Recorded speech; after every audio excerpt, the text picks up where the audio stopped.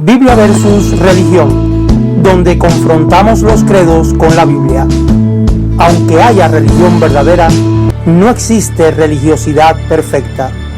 Toda religión, incluyendo la que es pueblo de Dios, debe ser medida, confrontada constantemente por la regla o canon de la Sagrada Escritura. La religión que no rectifica es falsa, demoníaca, ya que prefiere la tradición y los dogmas humanos antes que a la verdad.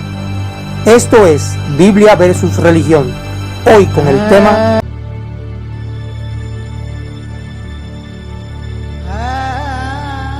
Una de las primeras desviaciones en la historia de la Iglesia fue separar los términos superintendentes, griego episcopos, y anciano, griego presbíteros, pues ya no se referían al mismo puesto de responsabilidad.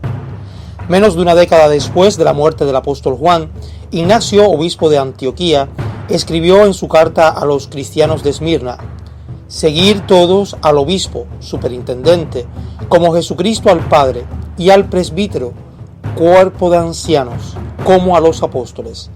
De esta manera, Ignacio pide que cada congregación estuviera bajo la supervisión de un solo obispo o superintendente, y éste se distinguiría de los presbíteros o ancianos.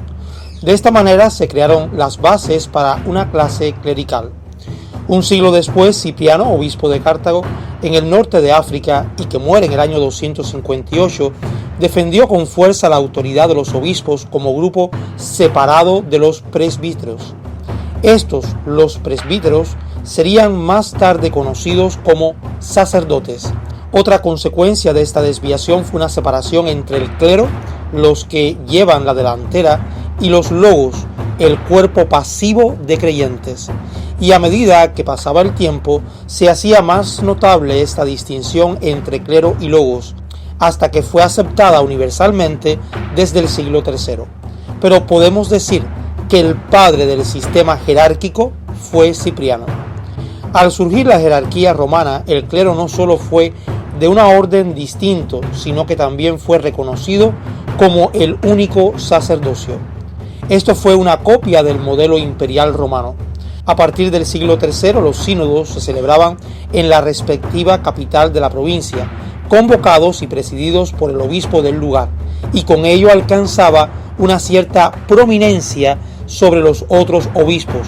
El obispo tendría más autoridad cuanto más importante fuera su sede. En 1 de Pedro 2:9, a todos los creyentes engendrados por Espíritu se les llama un sacerdocio real, pero en un periodo de 150 años ocurrieron dos cambios drásticos. El primero fue la separación entre el obispo y los presbíteros, y el segundo, la separación entre el clero y el logo.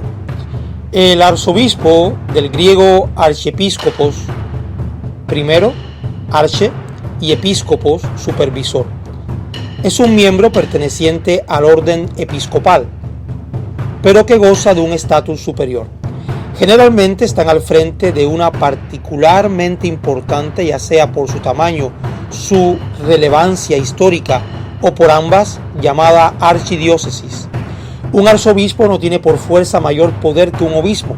Sin embargo, están a cargo de diócesis más prestigiosas. Atanasio parece que fue el primero que empleó la denominación de arzobispo con el obispo de Alejandría. Es un título que surge en el siglo IV. Y es que a medida que las tendencias jerárquicas fueron ganando terreno, desapareció gradualmente la libre elección del obispo. Ya no se pedía el voto de todos los obispos de la región, porque se aceptaba la decisión tomada por el obispo primero metropolitano, llamado más tarde patriarca. Esto trajo por consecuencia que durante un periodo largo de la Iglesia se perdiera el derecho a elegir a sus ministros, pues la responsabilidad la tendrían los emperadores y reyes. La Iglesia fue incluso más allá de las enseñanzas de los padres de la Iglesia.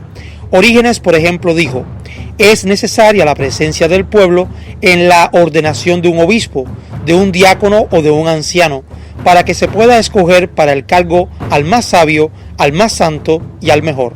En las constituciones apostólicas leemos: el obispo debe ser elegido por todo el pueblo. En el siglo V, el Papa León I dijo: Aquel que debe ser colocado por encima de todos debe ser elegido por todos. La obra Historia de la Iglesia Primitiva desde el siglo I hasta la muerte de Constantino, en la página 151, señala: respecto a la figura del obispo como dirigente de la comunidad, la evolución corrió pareja a las iglesias locales. Se puede decir que la iglesia se hizo a imagen y semejanza de las estructuras políticas del imperio. El modo de ejercer autoridad, las vestiduras de sus ministros, el alcance de su jurisdicción, fue calcado por los dirigentes eclesiásticos de las autoridades civiles. Por otro lado, los cardenales son los que eligen al Papa, aunque no siempre ha sido así. En un tiempo eran los de la Iglesia de Roma quienes lo hacían, pero este procedimiento cambió durante la Edad Media, hasta hacer que solo los cardenales, un grupo especial de clérigos de la diócesis de Roma, tuvieran derecho a elegir al sucesor del apóstol Pedro.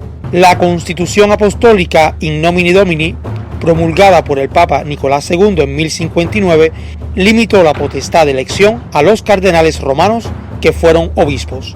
La etimología, origen de la palabra, viene del latín cardo, inis, que significa bisagra, como las virtudes cardinales, que son las virtudes bisagras.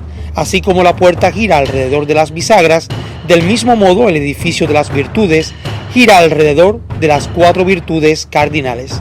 Así como el universo gira alrededor de los 4 puntos cardinales, con referencia a los cardenales, ellos son las bisagras, alrededor de las cuales gira todo el edificio de la Iglesia, en torno al Papa y con este en torno a Jesucristo, según la doctrina católica. El título cardenal, desde el Papa Nicolás II en 1059 y gradualmente hasta 1438 con el Papa Eugenio IV, este adquirió el prestigio que lo caracteriza hoy. El colegio cardenalicio fue instituido en su forma actual en 1150. La figura del Papa, durante los primeros siglos de la historia del cristianismo, lo que no abarca el periodo apostólico, la expresión Papa se usaba para dirigirse o referirse a los obispos, en especial a los metropolitas u obispos de diócesis, mayores en extensión o importancia. Así, Cipriano de Cartago, por ejemplo, es llamado Papa. La primera vez que se tiene constancia del empleo de esta expresión para el obispo de Roma es en una carta a Ciricio, a finales del siglo IV. Sin embargo, seguía utilizándose indistintamente para otros obispos. Hay que esperar a Gregorio VII para un uso ya exclusivo del obispo de Roma. Así que el título de Papa no es exclusivo de la Iglesia de Roma, pues era empleado antiguamente por los principales patriarcas, hasta que fue cayendo en desuso, conservándolo el patriarca de Occidente, obispo de Roma, el de la Iglesia copta y el de la Iglesia ortodoxa de Alejandría. También podemos ver el uso reverencial de la expresión latina papa para dirigirse a los popes de la Iglesia ortodoxa rusa.